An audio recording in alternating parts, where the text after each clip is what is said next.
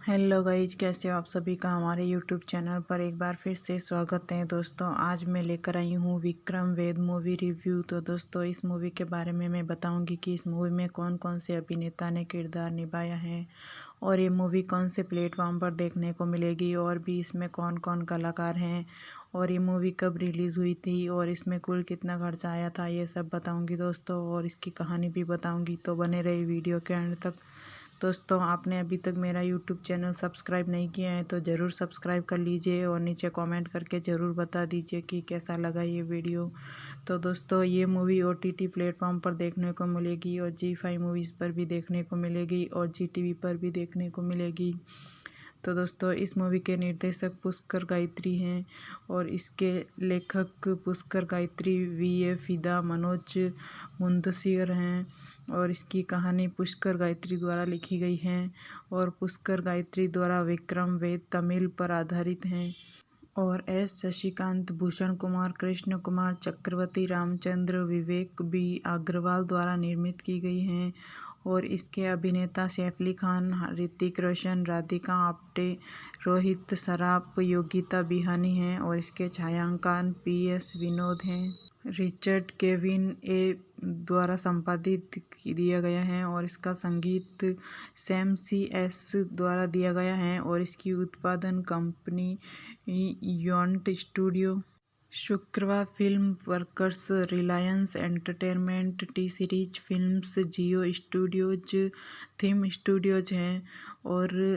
PVR Pictures, Pen Marudhar Home Screen मनोरंजन द्वारा वितरित की गई हैं और ये मूवी 30 सितंबर 2022 को रिलीज़ हुई थी और इसकी कार्यकारी समय 160 मिनट की है और ये भारत देश की हिंदी भाषा मूवी है और इसका बजट 175 करोड़ का था और बॉक्स ऑफिस पर अनुमानित 135.03 करोड़ का।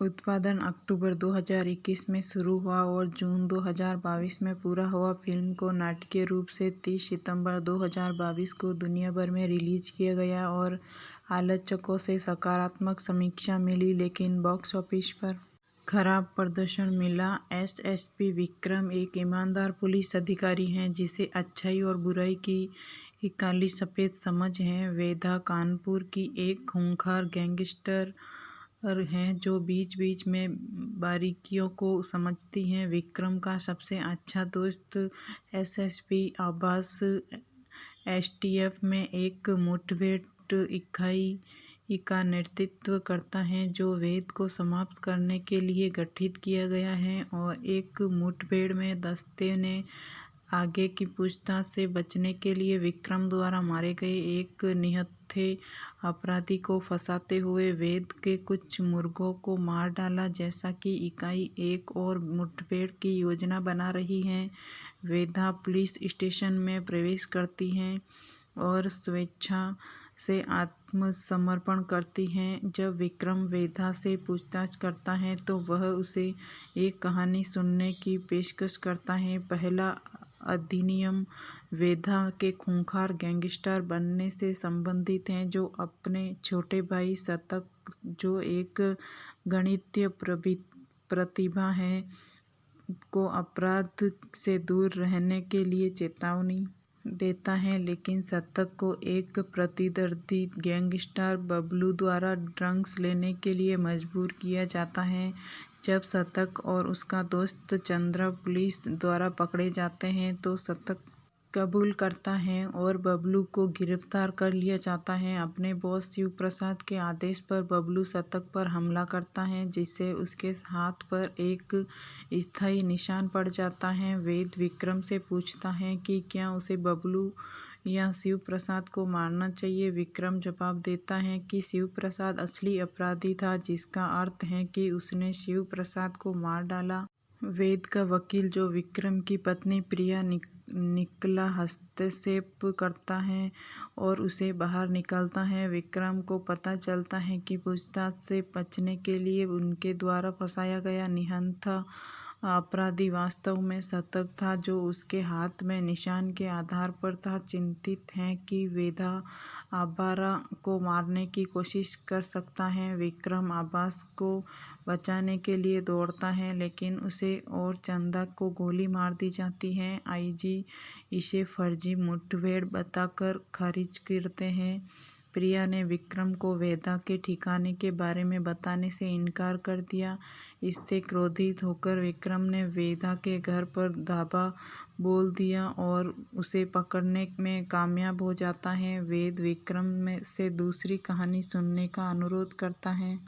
दूसरा अधिनियम शतक से संबंधित है जो अब बड़ा हो गया है। शेयरों में निवेश करके वेदा की आय को लूटने की पेशकश करता है। वेदा के बॉस परशुराम पांडे पर उद्यम में 1 करोड़ यूएस 130 का निवेश करते हैं। हालांकि चंदा का अपहरण कर लिया गया है और पैसे गायब हैं। चंदा लौटती है और बताती है कि उसने एक नया जीवन शुरू करने के लिए पैसे चुराए लेकिन वापस आ गई क्योंकि वह शतक से प्यार करती है। वेदा पांडे को पैसे लौटाता है जो उसे चंदा को मारने का आदेश देता है। वेद विक्रम से पूछता है कि क्या उसे पांडे का सम्मान करना चाहिए और आदेश का पालन करना चाहिए या उसकी अवज्ञा करनी चाहिए और शतक और चंदा का समर्थन करना चाहिए। इस प्रकार एक गिरोह युद्ध को उकसाना चाहिए। विक्रम जवाब देता है कि उसे शतक का समर्थन करना चाहिए जिससे वेदा सहमत है। शतक की मासूमियत को महसूस करते हुए विक्रम क्षण भर के लिए लड़खड़ा जाता है। वेद हमला करता है और उसे वश में करता है। उसे शतक और अब्बास की मौत की जांच करने के लिए कहता है।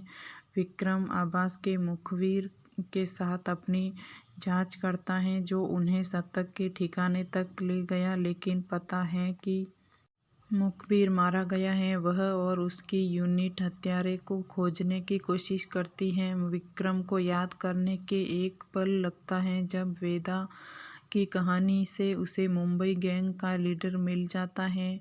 वह अपने यूनिट के सदस्य दीपक द्वारा गोली मारे जाने से पहले विक्रम को लगभग मारने के लिए गैंग लीडर के लिए ही उसे पकड़ता है और उससे लड़ता है। विक्रम अपने कमरे की तलाशी लेता है लेकिन एक सिगार पाता है जहां उसे पता चलता है कि सिगरेट में तंबाकू के बजाय marijuana भरा हुआ है। विक्रम ने अनुमान लगाया कि मुठभेड़ के पीछे बबलू है और वेदा को अपने रेस्तरां में सूचित करता है जो बबलू को एक परित्यक्त कारखाने में लाता है। विक्रम आता है और वेदा से मिलता है जो विक्रम को तीसरा और अंतिम कार्य बताता है। वेदा ने शतक और चंदा को भेजा था मुंबई। उन्होंने देखा कि पांडे के अलावा केवल उनके आदमियों को ही पुलिस द्वारा निशाना बनाया जा रहा है और ख़त्म किया जा रहा है।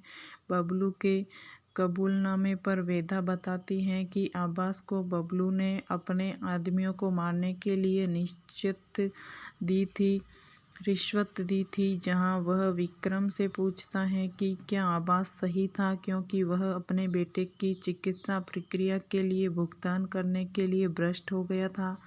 वेदा ने बबलू को मार डाला जिससे विक्रम निराश हो गया कि अब्बास को किसने मारा। आईजी और यूनिट आते हैं जो वेदा को फिर से भागने देने के लिए विक्रम को डांटते हैं। विक्रम को धीरे धीरे पता चलता है कि पूरी यूनिट को भी बबलू ने रिश्वत दी थी। आईजी ने खुलासा किया कि बबलू ने उन्हें वेदा को मारने के लिए भुगतान किया था और चंदा के अपहरण का इरादा शतक को मुंबई से बाहर निकालने का था जो वेदा को छिपने के लिए लुभाएगा।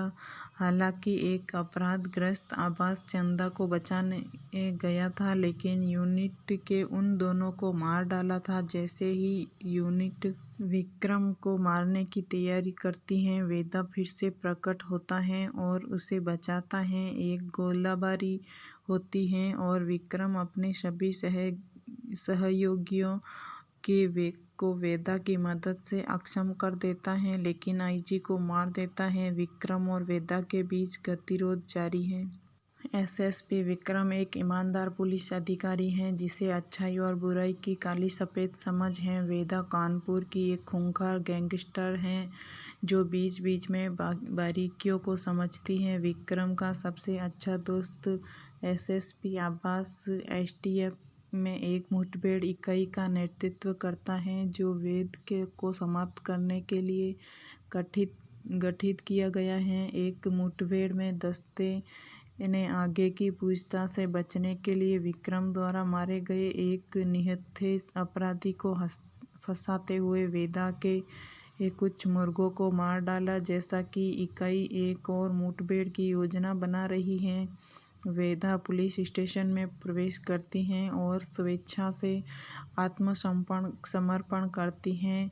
जब विक्रम वेदा से पूछताछ करता है तो वह उसे एक कहानी सुनाने की पेशकश करता है। पहला अधिनियम वेदा के खूंखार गैंगस्टर बनने से संबंधित है जो अपने छोटे भाई शतक, जो एक गणितीय प्रतिभा है, को अपराध के दूर रहने के लिए चेतावनी देता है। लेकिन शतक को एक प्रतिद्वंदी गैंगस्टर बबलू द्वारा ड्रग्स लेने के लिए मजबूर किया जाता है।